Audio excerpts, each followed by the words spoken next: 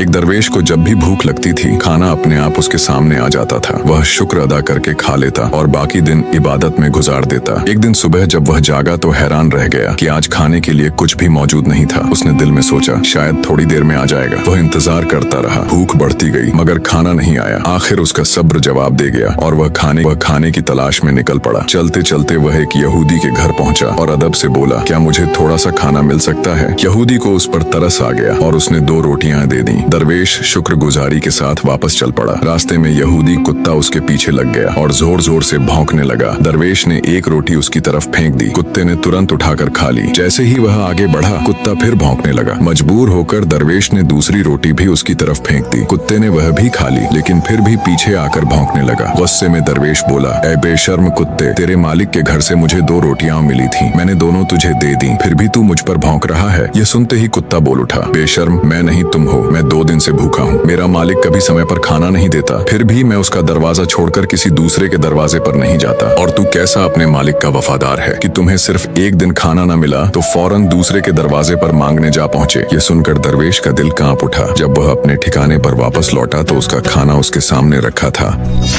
हजरत आदम अलैहिस्सलाम की एक बेटी थी जिसका नाम अनक था। रिवायतों के मुताबिक अनक एक खूबसूरत मलका थी जिसका कद बेइंतहा ऊंचा था। वो इतनी ज्यादा बड़ी थी जब वो बैठती तो 55 या 60 गज का हिस्सा कवर कर लेती थी। फिर इसी की नस्ल से आगे चलकर एक शख्स पैदा हुआ जिसका नाम औज था। औज बिन अनक। औज एक ऊंचे कद वाला देव थे जिसका कद 70 फीट तक था। उसकी पैदाइश हजरत इदरीस अलैहिस्सलाम के जमाने से पहले हुई थी। यहाँ तक कि औज ने नूह अलैहिस्सलाम का सैलाब भी देखा था।